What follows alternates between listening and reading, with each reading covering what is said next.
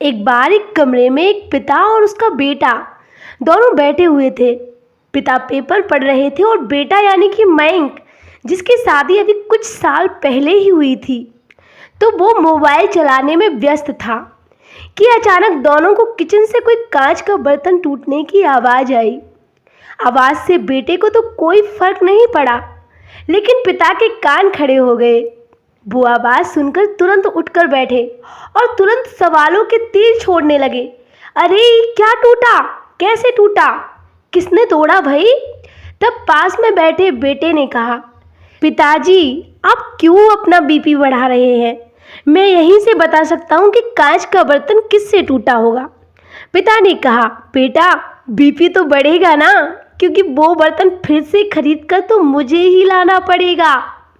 चलो फिर भी तुम बताओ, वैसे बर्तन किसने तोड़ा होगा? बेटे ने कहा, माँ से टूटा होगा। पिता ने पूछा, क्यों? मेरी बीवी ही क्यों, तुम्हारी बीवी नहीं तोड़ सकती क्या? बेटे ने कहा, नहीं पिताजी, मेरी बीवी बहुत समझदार है। पिता का मन नहीं माना तो वो तुरंत किचन की ओर गए और वहाँ जाकर उन्होंने पूछा, अरे क्या हुआ, ये बर्तन किसने तोड़ा? तो उनकी पत्नी सामने आई और वो थोड़ा गुस्से में बोली, मुझसे टूटा है, बताओ क्या करोगी? उन्होंने कहा, अरे करूँगा तो कुछ भी नहीं भाग्यवान, मैं तुम्हें नया बर्तन खरीद कर ला दूँगा। लेकिन मैं तो बस इतना कह रहा था कि चीज़ें संभाल कर इस्तेमाल किया करो, अगर कहीं तुम्हें लग जाती तो। और फिर वो वापस अपने रूम में आ गए और बेटे से पूछा कि तुम्हें कैसे पता चला था कि बर्तन तुम्हारी माँ ने तोड़ा है? बेटा बोला, पिताजी अगर वो बर्तन आपकी बहू से टूटता तो पीछे से तुरंत डांट की आवाज़ सुनाई देती, मगर वो बर्तन उनसे ही टूटा, इसलिए पीछे से कोई आवाज़ नहीं आई।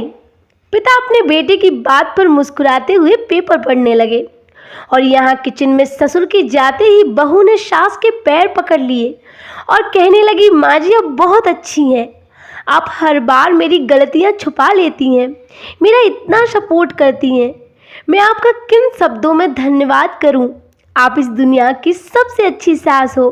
और फिर सास अपनी बहू को उठाकर अपने गले से लगा लेती है और कहती हैं, बेटा गलतियाँ इंसानों से ही होती हैं, और फिर तुम्हारी जगह अगर आज मेरी बेटी होती तो मैं उसे भी तो कुछ नहीं कहती, तो फिर तुम्हें कैसे कुछ कह सकती हूँ? और फिर तुम तो हमारी गृह लक्ष्मी हो, तुम्हें मैं इन छोटी छोटी गलतियों से कैसे दुखी कर सकती हूँ? और फिर दोनों खुशी खुशी अपने काम में लग जाती हैं।